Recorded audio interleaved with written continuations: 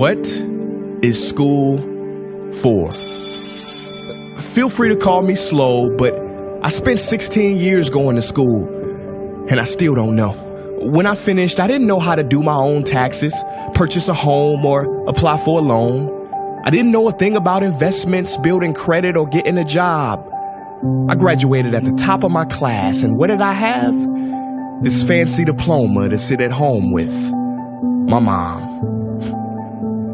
But luckily, they did teach me some important skills like factoring trinomials and how mitochondria is the powerhouse of the cell. I'm so happy I remember the Pythagorean theorem, because it helped me a lot. Okay, I'm lying. Let me stop. Because all the stuff they taught me, truthfully, I forgot. Mom, remember when you would ask me, what did you learn in school today? And I would say, nothing much. I wasn't being modest. The truth about it, Mom, is I had already forgotten. And it's not just me. Millions of students sing the same song. How many of you guys avoid eye contact with the teacher to try not to get caught upon? Afraid to raise your hand for fear of being wrong, which proves that school isn't an environment for learning or building up the intellect. It's just a game you play for grades and how many A's you can collect. But I guess what do you expect when the most commonly asked question in class is this gonna be on the test? Is this gonna be on the test? See, if school put learning instead of testing and memorizing as the top standard, then the letter F would not stand for failure. It would stand for find another answer. And if school was really interested in our personal and academic success, students would wake up later, have more freedom, and homework a lot less. And that's not my opinion. This conclusion has been scientifically tested and proven. And any teacher that doesn't believe me, feel free to check my works cited page to inspect. Oh, and I did it in MLA format because I know that's all you will accept. See, students would get more benefit from an extra hour of sleep than putting them through the torture of an extra essay, reading 150 pages, doing problems 1 through 60 on the worksheet, and having 3 projects due by the end of the week. Not only is it pointless pain, but it's also dim-witted, because we get so much work, but they don't teach the time management skills to deal with it. See, in school, we are controlled by bells. We have to learn in rooms with the feng shui of a prison cell. We have to ask permission to relieve bodily functions, but not before the teacher asks a million questions like, why didn't you go before class? I'm sorry, my bladder is kind of on its own schedule and it's not always timely. See, teachers always say, use your time wisely.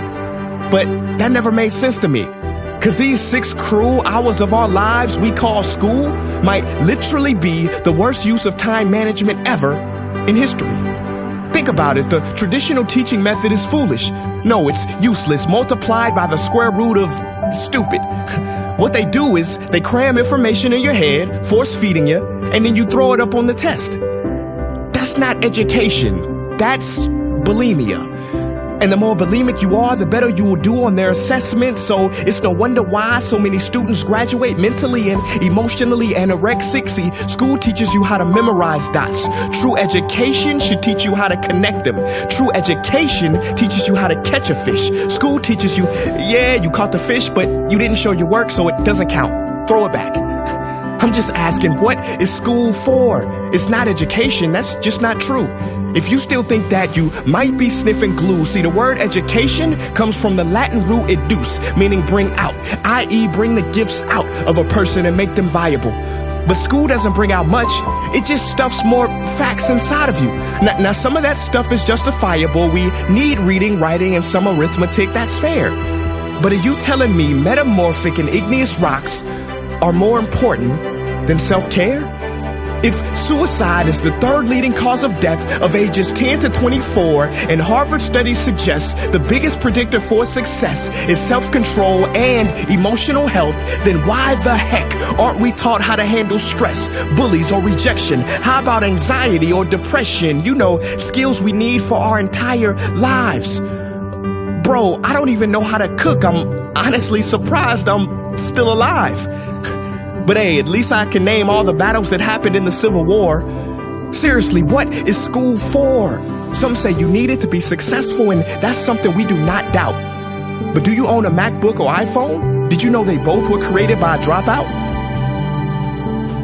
Are you watching this video on Facebook or YouTube? Doesn't matter which you choose. They both were created by dropouts. Ever use Snapchat, WhatsApp, shopped at Whole Foods? Well, thank a dropout. Does your home furniture come from IKEA? Okay, don't get the wrong idea. He was not a dropout. Don't be a fool. I mean, how could he drop out?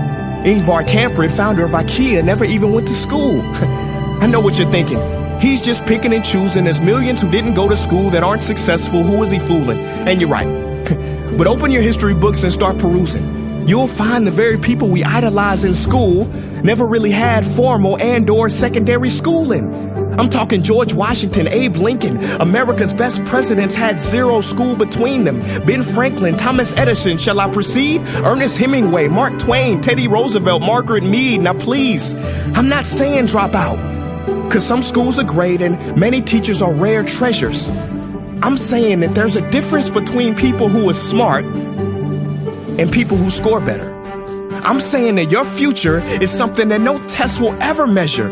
Even if that test begins in 3 letters like SAT, ACT, it's BS if they say those determine your LIFE. No, your destiny is in your hands. You must shape it to be great. So don't expect school to open doors, because it's more likely to slam them in your face. Sometimes I wonder about all the dreams lost in school and how much potential goes to waste. If it wasn't for music and YouTube, then I would have been just another lost case. Everybody watching this, please, close your eyes. Imagine a child sitting in the back of some teacher's class in some town. He never raises his hand, he fails most of his classes, but inside of him, there is a passion. And if nurtured and brought out, will lead him to discover the cure for cancer. But you see, I'm afraid that child's gift will never come out.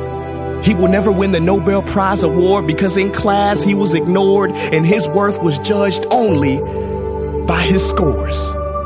So teachers, principals, parents, advisors, and students, I ask one more time, what is school for?